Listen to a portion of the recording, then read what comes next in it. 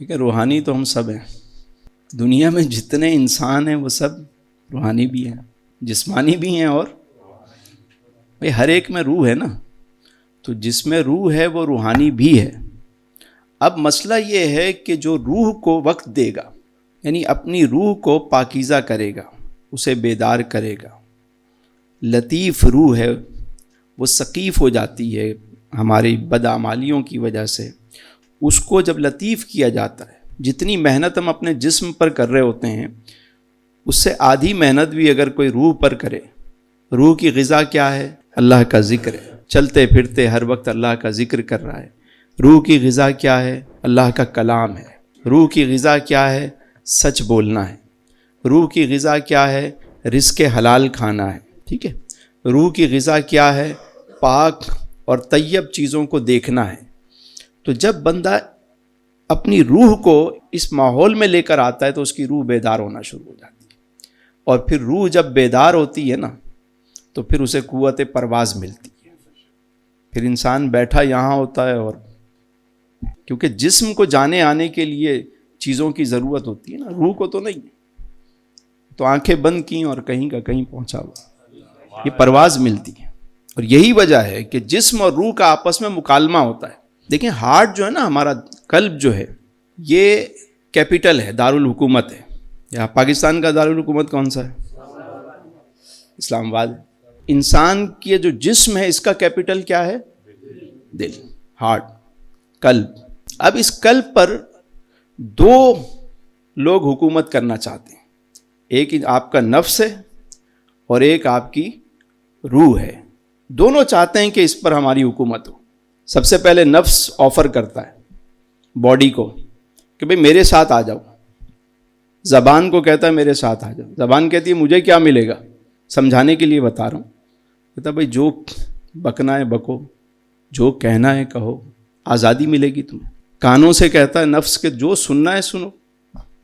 پیٹ سے کہتا ہے جو کھانا ہے کھاؤ، حلال کھاؤ حرام کھاؤ، مجھے کوئی مسئلہ نہیں، تمہیں آزادی ہے. ایک ایک اعضا کو وہ فری ہینڈ دیتا ہے.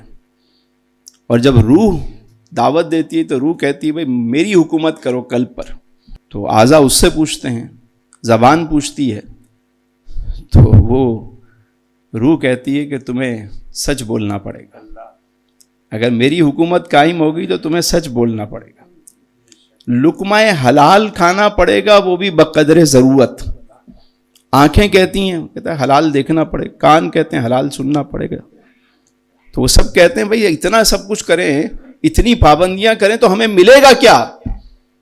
تو روح کہتی ہے پھر میں تمہیں اس جہان کی سیر کراؤں گی جو تم تصور بھی نہیں کر سکتے.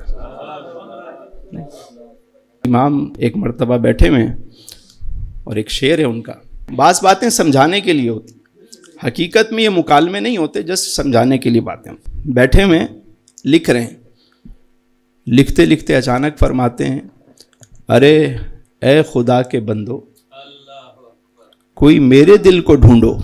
میرے پاس تھا ابھی تو، ابھی کیا ہوا خدایا، نہ کوئی گیا نہ آیا. یعنی بیٹھے یہاں ہیں اور دیکھ رہے ہیں دل غائب ہو گیا. اور کس سے کہہ رہے ہیں؟ رجال الغیب سے، اللہ والوں سے، کہ ارے اے خدا کے بندو کوئی میرے دل کو ڈھونڈو. میرے پاس تھا ابھی تو، ابھی کیا ہوا خدایا، نہ کوئی گیا نہ آیا. اور جب رجال الغیب نکلے ڈھونڈنے کے لیے تو بندے تو دو طرح کے ہوتے ہیں. اور صاحب، ایک وہ ہوتے ہیں جو نمازی ہوتے ہیں، گھر پہ نہ ملے تو کہاں ملے گا. اور دوسرا جو ہے وہ گھر پہ نہ ملے تو دوسری جگہ ملے گا. تو اللہ والوں نے جب ڈھونڈا شرق غرب سب جگہ نہیں ملا دل، کہنے لگے بندہ کون ہے؟ کہا جی بندہ تو عاشق رسول ہے. تو بولا پھر دل بھی وہیں ملے گا. وہاں گئے تو دیکھا واقعی موجود تھا.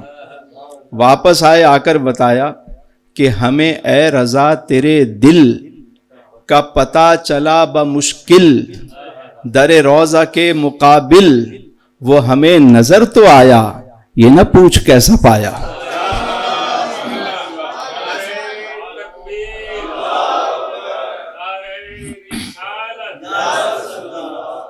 یہ نہ پوچھ کیسا پایا، دل کو جانا سے حسن سمجھا بجھا کر لائے تھے، دل کو جانا سے حسن سمجھا بجھا کر لائے تھے، سمجھا بجھا کر دل ہمیں کوئے جانا لے چلا۔